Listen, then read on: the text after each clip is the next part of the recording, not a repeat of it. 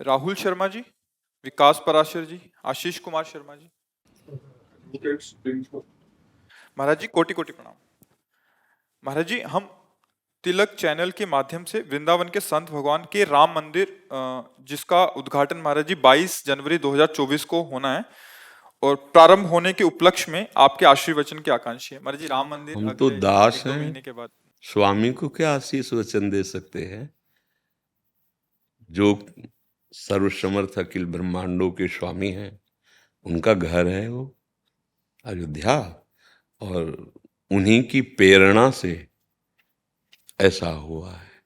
किसी का काहू को बसनाए, जब जो कछो सब तिहारी कृपा से, उनका इस समय ऐसा कृपा प्रसाद हुआ कि हम अपनी भावनाओं पर विजय प्राप्त कर ली और मंदिर का निर्माण प्रारंभ हो गया।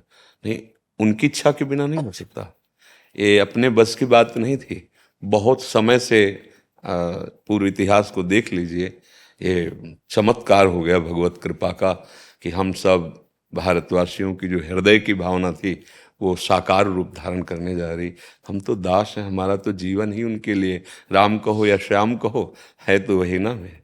आशीर्वाद तो उनका हम सब पर है, उन्हीं के आशीर्वाद से हमको ये सौभाग्य प्राप्त हुआ है। हाँ, हम सब अपनी मनोभावनाओं को शुद्ध करके अगर उनकी आज्ञा के अनुसार चलें तो वहाँ भी विराजमान होंगे और वो यहाँ भी विराजमान होंगे। अगर प्रविश्य नगर की जय सब काजा और हृदय राखी कौशलपुर, तो त्रिविध ताप नहीं व्यापेंगे। हाँ, दैहिक दैविक भौतिक तापा, और यहाँ राम राज्य काहू नहीं व्यापा।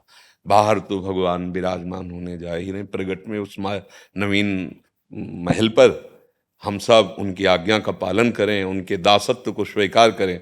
और यहाँ भी हृदय राख कौशलपुर राजा। आज हम यहाँ चूक कर पा रहे हैं, हमारी बुद्धि शास्त्र आज्ञा भगवद आज्ञा के विरुद्ध मन को लेकर के विषयों में विचरण कर रही है। अगर हमारे गंदे आचरण, गंदा आहार, गंदा चिंतन नहीं रुका तो यहाँ ठाकुर जी जो बैठे हैं वो प्रकाशित नहीं हो पाएंगे। रामलला तो पहले भी विराजमान थे, अब नवीन महल पे विराजमान होंगे नहीं होंगे ना, वही जगह। तो यहाँ पहले भी विराजमान, सबके हृदय अछत विकारी, पर सकल जीव जगदीन दुखारी। साक्षात प्रभु विराजमान बिहारी जी राधा वल्लभ जी, पर यहाँ नहीं है प्रभु प्रकट। आचरण हमारे बिगड़ गए तो उनके सामने भी छाती जलती है और हम सुख का अनुभव नहीं कर पाते, और सामने सुख सिंधु विराजमान। हमारी जो आंतरिक प्रार्थना है, हमारी जो आंतरिक भावना है कि जन जन के मानस पर राम राज्य प्रकट हो, जन जन भगवान की दास्ता को स्वीकार करके अपनी वासनाओं का नियंत्रण करें। जो दुर्वासनाएं ऐसे पापाचरण में ऐसे लिप्त होती जा रही, जहां कहीं भी सुख नहीं, शांति नहीं, केवल चिंता, शोक, भय और परिणाम मृत्यु।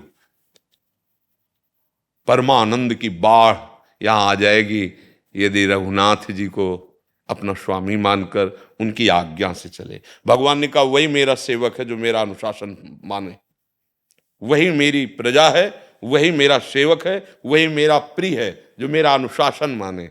अनुशासन है गीता जी, रामायण जी, भागवत जी और गुरुजनों संतों की वाणी।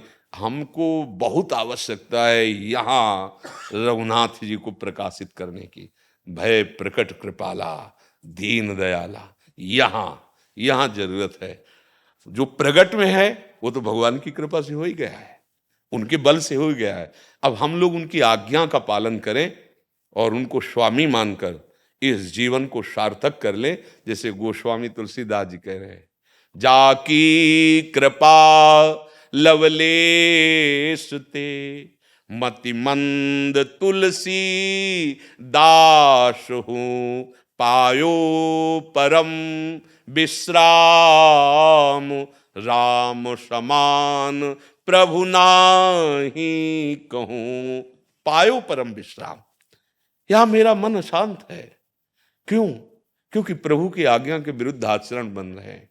हमारा एक ही लक्ष्य है इस समय, आगे भगवान जाने, कि हमारे वचन जहां तक आपके कान में पहुंचे, आपको भगवान की कृपा से यदि सानिध्य मिल रहा है तो आचरणों को सुधार लो और नाम जप करो, तुम परम सुखी हो जाओगे, तुम परम मंगलमय हो जाओगे। जब यहाँ ठाकुर जी प्रकाशित होते हैं ना, तो देखो गोस्वामी जी के सिय राम मैं सब जग जानी, करूं प्रणाम जोरी जुग पान। सब पापाचरण विध्वंस, न कोई हिंसा, न कोई राग, न दोष।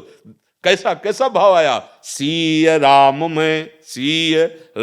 मैं सब जग जानी, करूं प्रणाम जोरी जुग। पूरा जगत मंदिर बन गया, हर जड़ चैतन्य में अपने आराध्य देव दिखाई देने लगे। हमारी तो यही प्रार्थना रहेगी, यही भावना रहेगी, और वो तो आशीर्वाद हम सबको दे रहे हैं, उन्हीं के बल से हम दहाड़ रहे और आप सब कर रहे हैं।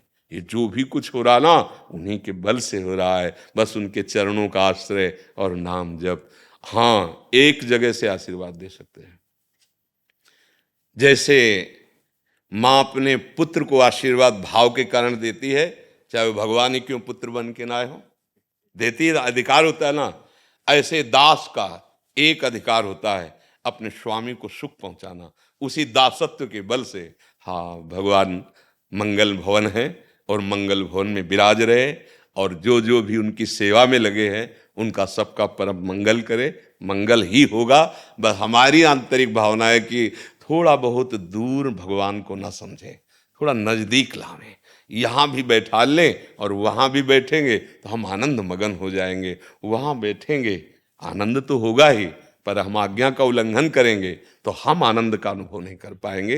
भगवान की आज्ञा जो शास्त्र आज्ञा है, तस्मात् शास्त्रम प्रमाणम ते कार्या कार्यो व्यवस्थितो, इसमें हम सुखी हो जाएंगे। यही हमारी प्रार्थना है।